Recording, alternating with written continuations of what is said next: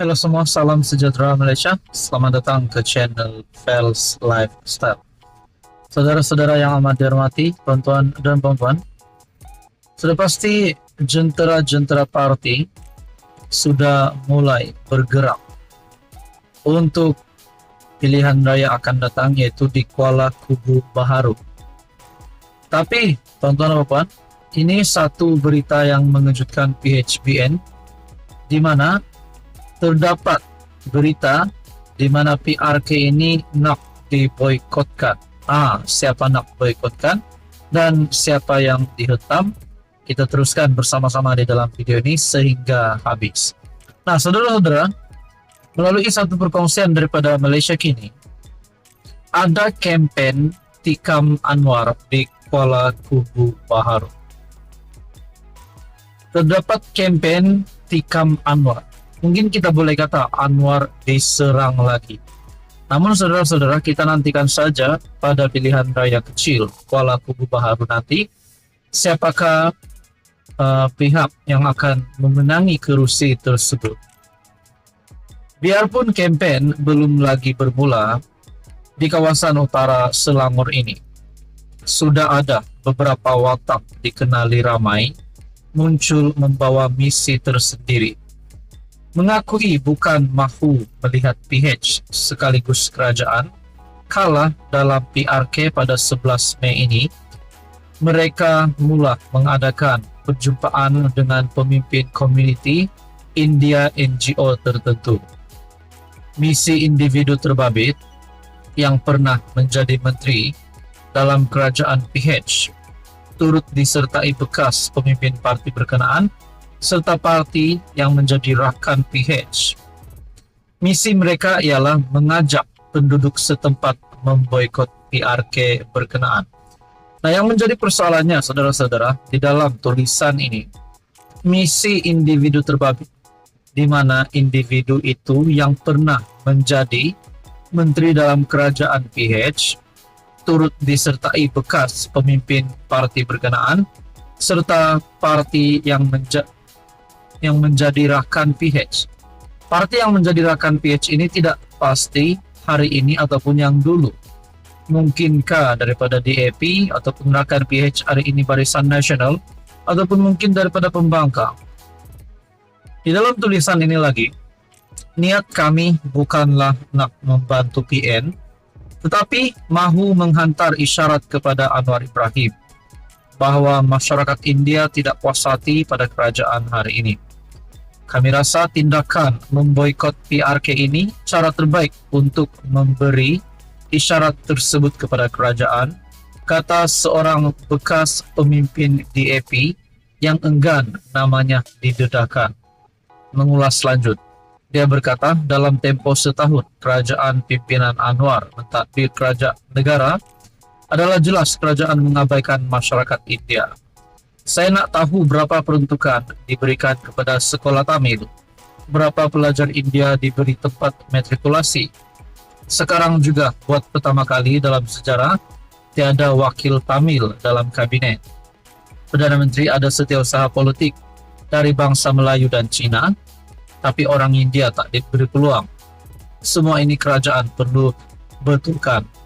Maka kami minta pengundi India di Kuala Kubu Baharu Tikam Anwar dalam PRK ini. Bertentangan dengan perlembagaan, untuk rekod, baru-baru ini Anwar berkata kerajaan tidak pernah mengabaikan masyarakat India. Kita juga pernah mendengar kenyataan daripada Anwar Ibrahim, di mana beliau sendiri sebagai Perdana Menteri membela masyarakat India. Menyenaraikan pelbagai langkah diambil untuk membela komuniti India, Anwar berkata, jika saya tidak melakukan apa-apa untuk masyarakat India, Anda berhak menikam saya. Sedangkan kita tahu Anwar Ibrahim ada membuat pengumuman untuk komuniti India, peruntukan untuk komuniti India. Nah, saudara-saudara, apa komen Anda? Sekian saja, teruskan bersama di dalam channel. Halo semua, salam sejahtera Malaysia, tuan-tuan dan puan-puan yang amat dihormati. Saudara-saudara, sudah pasti beberapa ketika kebelakangan ini kita dikejutkan dengan isu keputusan pemenjaraan ataupun pengampunan Najib Razak bekas Perdana Menteri, bekas Presiden UMNO itu.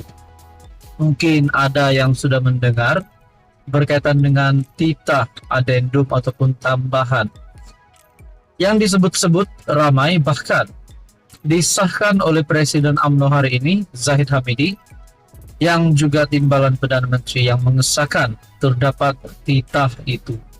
Nah, saudara-saudara, menerusi apa yang berlaku berkaitan dengan isu ini, seorang peguam telah memberikan pendapat yang mengejutkan ramai. Bolehkah Agong beri titah tahanan rumah? Ini pendapat peguam. Peguam melahirkan kebimbangan terhadap dakwaan Najib Razak mengenai titah tambahan diraja supaya dia menghabiskan baki hukuman penjara dengan menjalani tahanan rumah. Bercakap kepada Malaysia Kini, pengamal undang-undang mempersoalkan apakah pengampunan diraja boleh meliputi peruntukan tahanan rumah. Peguam Goh Chia Yee berpendapat kuasa yang di Pertuan Agong untuk memberikan pengampunan harus dihadkan kepada perundangan sedia ada untuk menjatuhkan hukuman.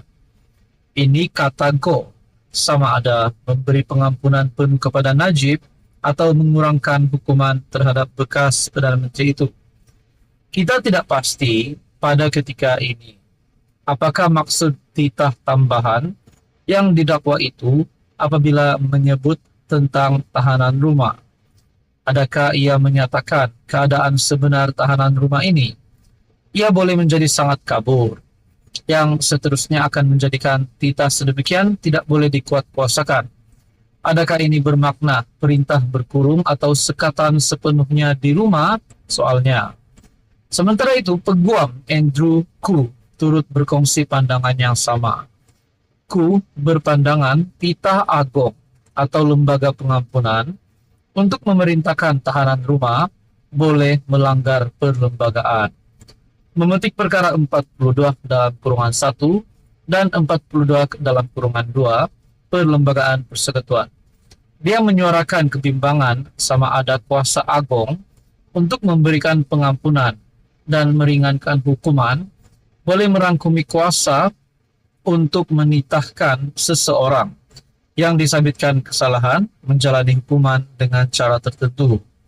Perkara 42 dalam kurungan 1 menyatakan Agong berkuasa memberi ampun, tunda hukum dan lega hukum berkenaan dengan segala kesalahan yang telah dibicarakan oleh Mahkamah Tentera dan segala kesalahan yang dilakukan dalam wilayah Persekutuan KL, Labuan dan Putrajaya dan Raja atau yang di Pertuan Agong, yang di Pertuan Negeri, sesuatu negeri berkuasa memberi ampun, tunda hukum dan lega hukum berkenaan dengan segala kesalahan lain yang dilakukan dalam negerinya.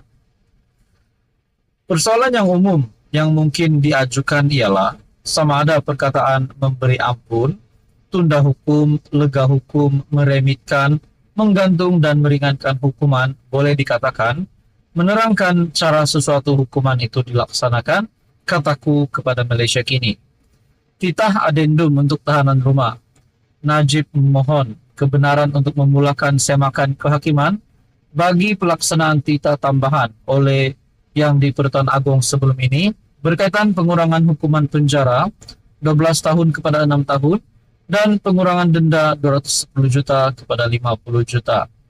Menurut afidavit sokongan yang dibuatnya, Najib mendakwa titah adendum dalam pengampunan diraja membenarkan dia untuk menghabiskan baki hukuman penjara 6 tahun dengan tahanan di rumah.